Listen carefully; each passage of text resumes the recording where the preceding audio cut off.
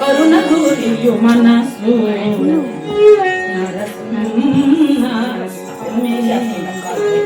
సర్వాంతర్యామి కరుణ దేవి కరుణ గురియు మనసు సర్వాంతర్యామి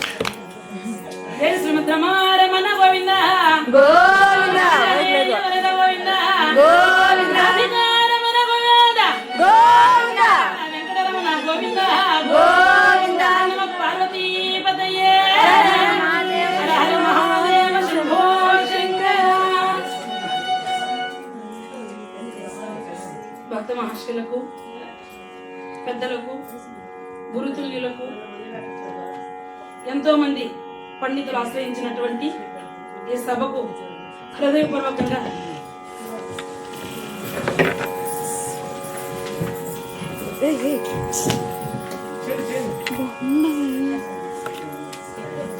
హృదయపూర్వక అభివందనలు అందిస్తున్నాము.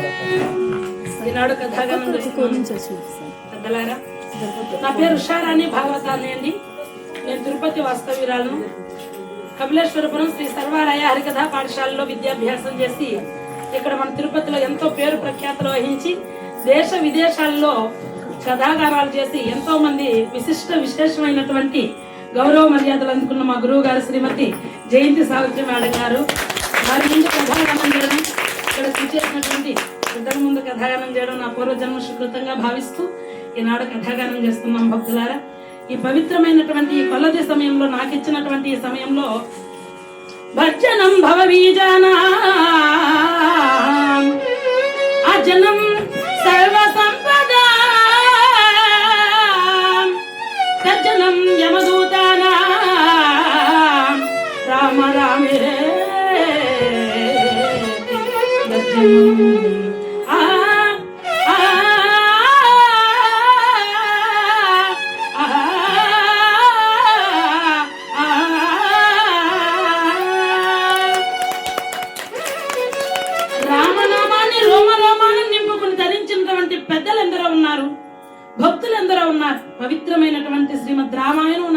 నాడు రామ సుగ్రీవ మైత్రి, ఎందుకంటే మనకి కొలది సమయమే కనుక సుగ్రీవ విజయం వరకు చెప్పడానికి సమయం ఉండకపోవచ్చు. రామచంద్రమూర్తి సీతా వియోగంలో ఉన్నటువంటి ఆయనను సుగ్రీవుడు భార్య వియోగంతో ఉన్నటువంటి ఆ సుగ్రీవుడు ఇరువురు కూడా స్నేహాన్ని కుదుర్చుకున్న పవిత్ర ఘట్టాన్ని ఈనాడు తెలియజేస్తున్నాను. పెద్దలందరూ ఆశీర్వదిస్తారని చెప్పి కోరుకుంటున్నాను. సీతారాముల చరితము తెలిపేదా, సీతారాముల చరితము తెలిపేదా, శ్రీలగతి మంది కదలని కాదు. సీతారాముల చరితము తెలిపేదా, శ్రీలగతి మంది కదలని కాదు. సీతారాముల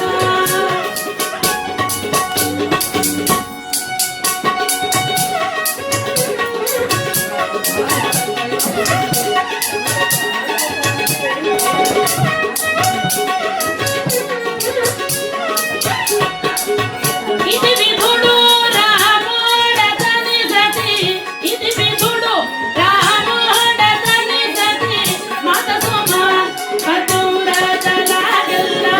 ఇది విధుడు రాముడతని సతి, మాత సుమ పతురతలాగల్ల. తాతకైన పొగడతరని వారల బచ్చందే ముని వర్ణించు, తాతకైన పొగడతరని వారల బచ్చందే ముని వర్ణించు. ఏక పప్పుల భగుడ చేసం ఏ పుణ్యము జానకి రావించు. సీతారాముల చరితము తెలిపేదా, శ్రీలగతి మంది కదలని కాదు. సీతారాముల రామాయణం మేము నేర్చుకోవాలని మా మేడం గారి దగ్గర, గురువు గారి దగ్గర అడిగితే మాకు రామాయణం మొత్తం స్క్రిప్ట్ ఇచ్చింది మా రాముడు అన్నగారే. కాబట్టి గురువు గారు రచించినటువంటి గుడిపాటి భాస్కర్ రామారావు గారి స్క్రిప్ట్ ను మాకు మా మేడం గారు నేర్పించారు. అందరి ముందు కథ చెప్పడం ఒక ఎత్తు అయితే గురువు గారి ముందు చెప్పడం ఒక కష్టం. ఈ కీర్తన నేను ఇలాగే చెప్పానా, ఈ పద్యం ఇలాగే వాడమన్నానా, ఇప్పుడే మనరు క్లాస్ అయిపోయిన క్లాస్ ఉంది. కాబట్టి అందరూ కూడా ఆశీర్వదిస్తారని చెప్పి కోరుకుంటున్నాను.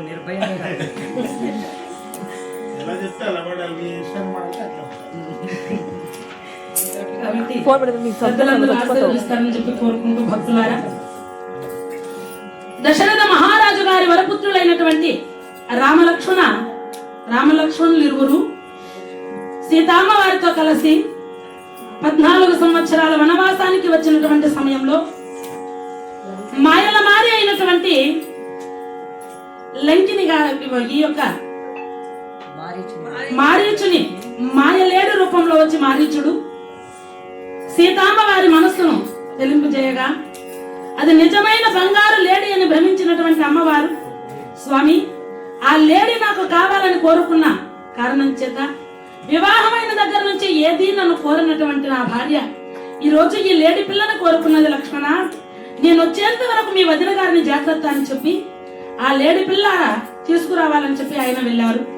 ఆ సమయంలో ఆ మారీచుడు రాక్షస మాయ ప్రభావం చేత రామమూర్తి యొక్క గొంతును అనునయిస్తూ హా సీత, హా లక్ష్మణ అని మొరబెట్టుకొనగా నిజమైనటువంటి రాముని యొక్క కంఠమేమోనని భ్రమించి సీతామ్మ వారు, నాయనా లక్ష్మణ, మీ అన్నగారికి ఏదో ఆపద సంభవించినట్లుంది, త్వరగా వెళ్ళి మీ అన్నగారిని సంరక్షణ చేయి, వెళ్ళు నాయనా అన్నది. అమ్మా, నీ కన్నుల ముందే 14,000 మంది రాక్షసులను, కరదూషణాదులను 14 నిమిషాల్లో వధించారు మా అన్నగారు.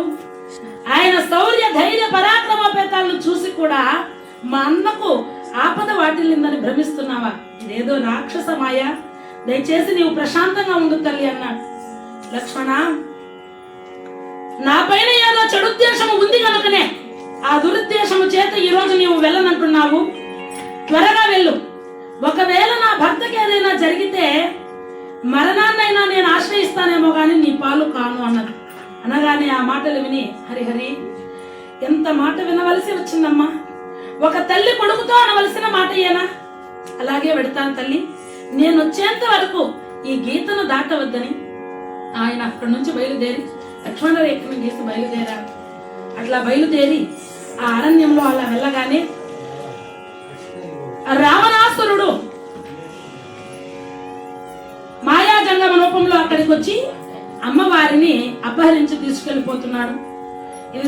ఇది చూసినటువంటి జటాయువు అమ్మవారిని రక్షించాలని ప్రయత్నం చేసి ప్రాణాలు పెట్టి తెచ్చుకుని అవసాన స్థితిలో బాధపడుతుండగా సీతాదేవి రాక్షసుల బారిన పడినదని గ్రహించినటువంటి రామలక్ష్మణులు విలపిస్తూ అరణ్యాన్నంతా కూడా తిరిగి ఆమె కోసం వెతుకుతున్న సమయంలో జటాయువుకు మోక్షాన్ని ప్రసాదించాడు శ్రీరామచంద్రమూర్తి. భక్తులారా, అక్కడి నుంచి కబంధుని యొక్క విమోక్షము అలాగే శబరి మోక్షము గావించారు. పంపా నదీ తీరంలో అమ్మవారి కోసం అని చెప్పి అన్వేషణ చేస్తూ అరణ్యంలో ప్రయాణం సాగిస్తుండగా అత్యంత సౌభాగ్యమానంగా అలరారుచున్నటువంటి అరణ్యాన్ని చూసి చాలా అందంగా ఉందట. ఆ అరణ్యం అందమైనటువంటి సెలయేరులు, కోకిల గిలికిల రావాలు, పులతావులు మత్తెక్కించేటటువంటి పూలతలు, అద్భుతంగా అలరాడుతున్న అరణ్యాన్ని చూస్తే అందరికీ ఆహ్లాదం కలుగుతుందేమో గాని రామచంద్రమూర్తికి భార్యా వియోగము చేత విరహ వేదనలో ఉన్న స్వామివారి మనసులో ఆ విరహం ఇంకాస్త పెరిగిపోతుందట. ఆహా, దేవి పార్వతి, దేవి సీత ఎక్కడున్నావో కదా.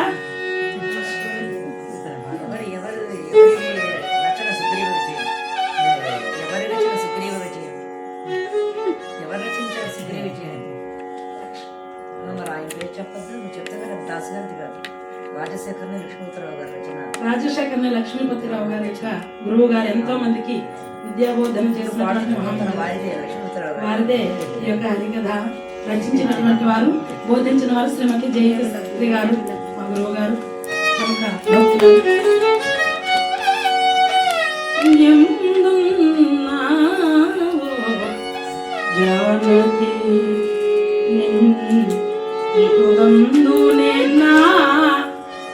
ప్రియ సఖీ ఎందున్నావో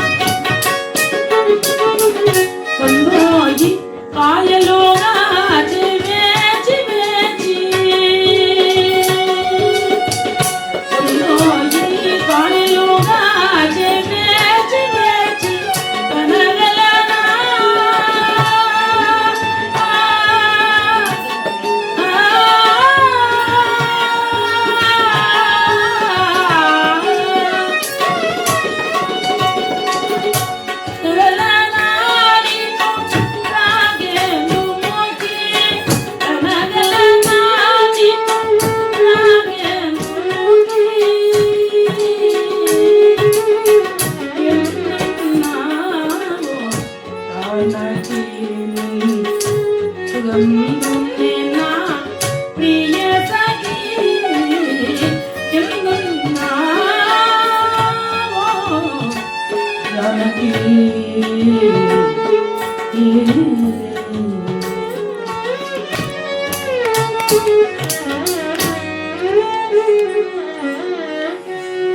జానకి, సర్వసుకుమారువైనటువంటి నీవు ఎక్కడున్నావు కదా. నీ వయోరూప లావణ్యాలను ఇక నేను చూడగలనా? ఈ ప్రకృతిని చూస్తూ ఉంటే ప్రకృతి స్వరూపిణి అయినటువంటి నీ రూపము నాకు మరొక్క 10 ఎక్కువ గుర్తొస్తున్నది కదా. ఈ విరహ వేదన భరించడం నా వలన తగు నాకు అవునా దేవి, నీవేవు ఏ మూలనున్నావో ఏమైపోయావోనని అనువనువు వెతుకుతూ అరణ్యంలో దుఃఖార్త నయనాలతో బయలుదేరి వస్తున్నారు రామచంద్ర ప్రభువు. అన్నగారిని అనునయిస్తూ ఊరడింపజేస్తున్నాడు లక్ష్మణ స్వామి. అలా వస్తున్నటువంటి ఆ సమయంలో ఋష్యమోగ పర్వత సమీపానికి చేరుకున్నారు. ఋష్యమోగ పర్వతం పైన సుగ్రీవుడు, ఆ సుగ్రీవుడు అనేటటువంటి వానర రాజు 4 మంత్రులతో కలిసి నివసిస్తున్నాడు. ఆ సుగ్రీవుడు ఒకసారి వస్తున్నటువంటి రామలక్ష్మణులను చూచి వారి యొక్క ముని రూపాన్ని, చేతులలో అరలాడుతున్నటువంటి కోడెత్రాసుల వలె వెలిగిపోతున్నటువంటి ఆ రెండింటిని కూడా విల్లులను చూసి భయాందోళన చెందుతూ ఆ ఆంజనేయ స్వామి వారిని చూసి, హనుమా, ఆ వస్తున్నటువంటి వారిరువురిని చూసావా? వారిరువురిని కూడా మా అన్నగారైనటువంటి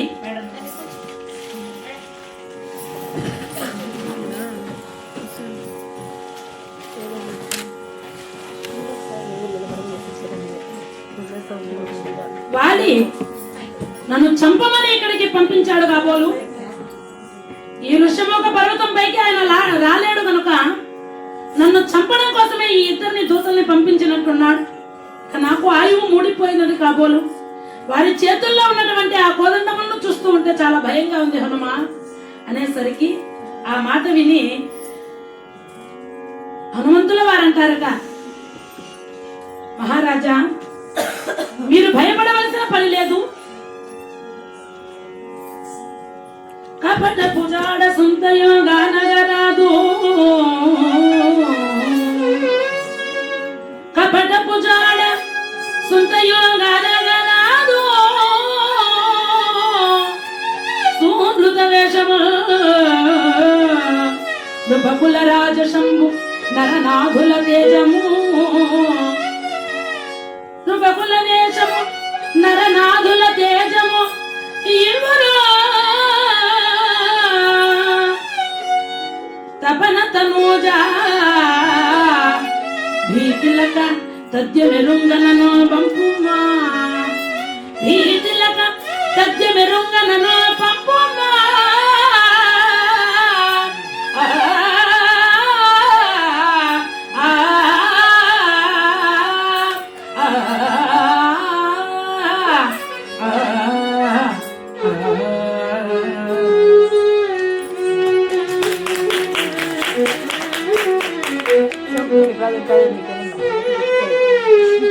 మహారాజా,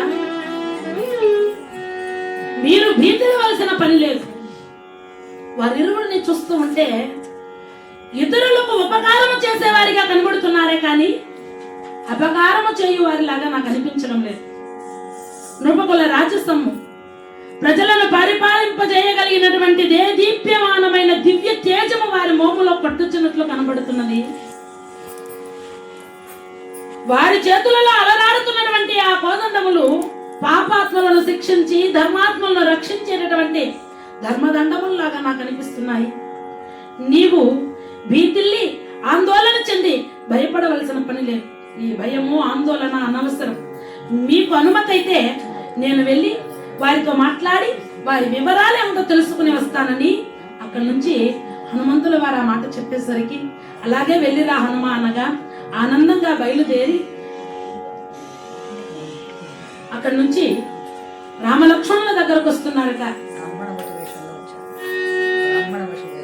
బ్రాహ్మణ రూపంలో అక్కడి నుంచి బయలుదేరి వస్తున్నారట యొక్క హనుమంతుల వారు భక్తులారు.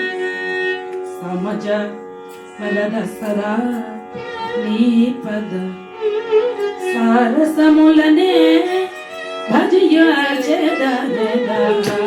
సమజ వలదసరా నీ పద సారసములనే భజయా సమజ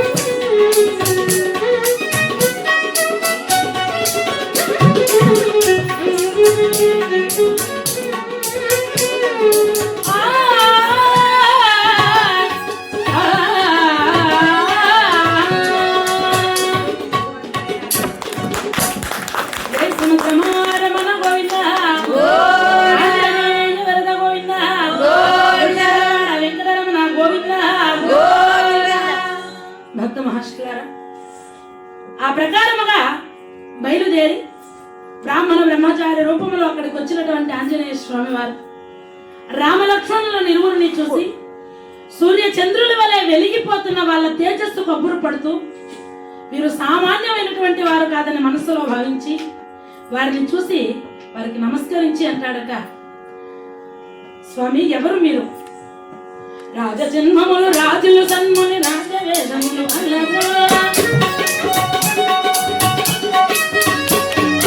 రాజజన్మములు రాజులు వేషము రాజరూపములు రాజ ఎత్తుల పోషకులు తెలుసు.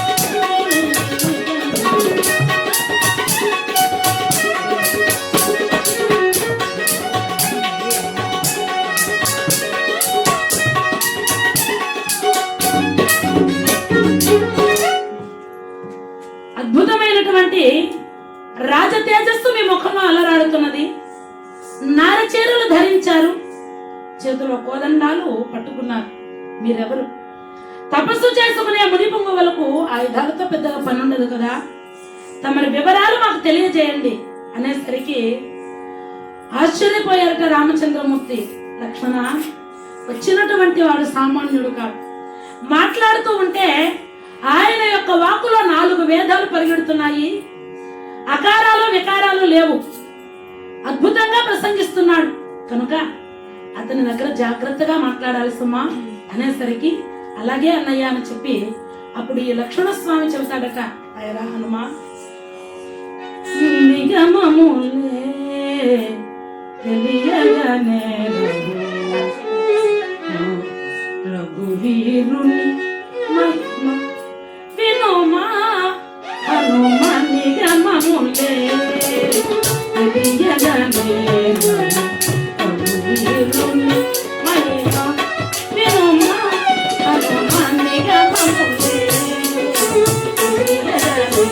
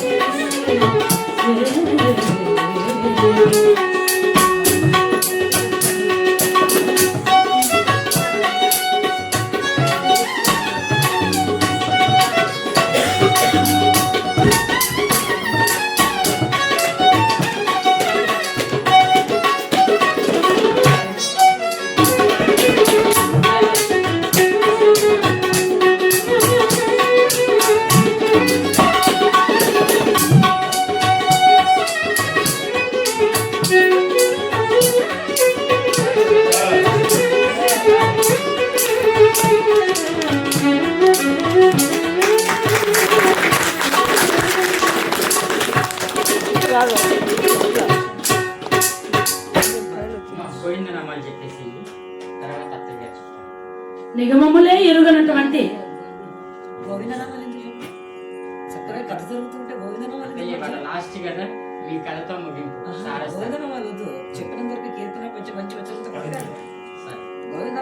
మేరకు ఆయన కోరిక మేరకు 14 సంవత్సరములు పితృవాక్య పరిపాలనా దురంధరుడై ఈ కన్నలకేగినాడు. రాక్షసుల మాయా ప్రభావం చేత మా తల్లి సీతమ్మను కోల్పోయాం. కవందాసుని యొక్క మాట ప్రకారం వానర రాజు అయినటువంటి సుగ్రీవుని ద్వారా సీతమ్మ వారి జాడ కనుక్కోవచ్చని చెప్పారు. అందుకని ఆ వానర రాజు ఎక్కడ ఉన్నాడో ఆయననే అన్వేషిస్తూ వస్తున్నాం నాయన అన్నాడు. స్వామి మా జన్మ తరించిపోయినది రామచంద్ర. మనకి శ్రీమద్ రామాయణంలో కిష్కింద కాండలోనే హనుమంతుల వారి యొక్క పాత్ర ప్రవేశిస్తుంది. మహాభక్తుడైనటువంటి హనుమంతుల వారు రామచంద్రమూర్తిని దర్శించినటువంటి గొప్ప ఘటన ఇది. అక్కడి నుంచి బయలుదేరి ఇప్పుడే వస్తాను స్వామి, మా మహారాజుకు మీ యొక్క రాకను తెలియజేస్తానని పరుగు పరుగున అక్కడికి వచ్చి మహారాజు ఆ యొక్క సుగ్రీవునికి నమస్కరించి అంటాడట, మహారాజా ఈనాటితో మన కష్టాలన్నీ గడిచిపోయినట్లేనయ్యా.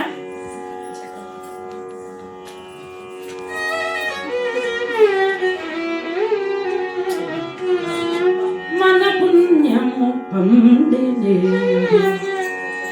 తోడు దొరకినాడు, మన పుణ్యము పండినే తోడు దొరకినాడు, మన పుణ్యము పండినే తోడు దొరకినాడు.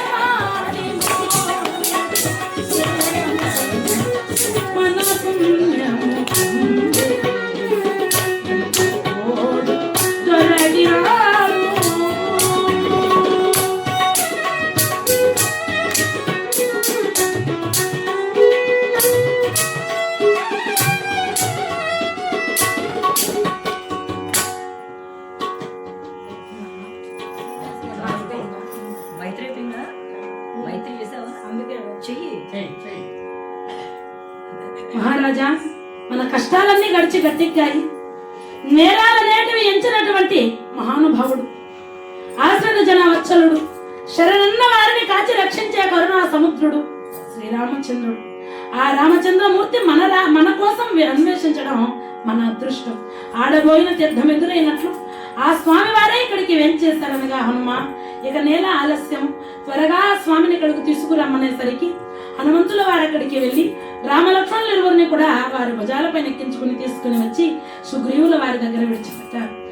అగ్ని సాక్షిగా రామ సుగ్రీవుల యొక్క మైత్రి జరిగింది. ఇరువురు భార్యా వియోగంతో భార్యలను పోగొట్టుకున్న వారే. త్రిజగదేక వీరుడైనటువంటి శ్రీరామచంద్రమూర్తి ఆ యొక్క సుగ్రీవుడు ఇరువురు కూడా మాట్లాడుకుంటూ ఉంటే సీతాదేవికి రక్తాక్షుడైనటువంటి రావణాసురునికి పింగళ నేత్రుడైనటువంటి వాలికి ముగ్గురికి కూడా ఒకేసారి ఎడమ కన్నులు ఎదురాయట. ఆడవారికి ఎడమ కన్ను అదరడం శుభసూచకం, మగవారికి ఎడమ కన్ను అదరడం అశుభం. ఎప్పుడైతే అగ్ని సాక్షిగా వారి స్నేహబంధం ప్రారంభమైంది. సుగ్రీవా, అసలు మీ అన్న ఎందుకని చెప్పి నీకింత ద్రోహం చేసి రాజ్యంలో నుంచి వెళ్ళగొట్టాడో చెప్పమనేసరికి వారి వృత్తాంతం అంతా తెలియజెప్పి, స్వామి మాయావి అనేటటువంటి రాక్షసుడు మా అన్నగారితో ఒకసారి యుద్ధానికి వచ్చాడు. వారిరువురు కూడా ఘోరమైనటువంటి యుద్ధము చేస్తున్నటువంటి ఆ సమయంలో పోట్లాడుకుంటూ ఒక గుహలోకి వెళ్ళిపోయారు. మా అన్నగారి కంఠం మచ్చుకైనా వినిపించలేదు. ఆ సమయంలో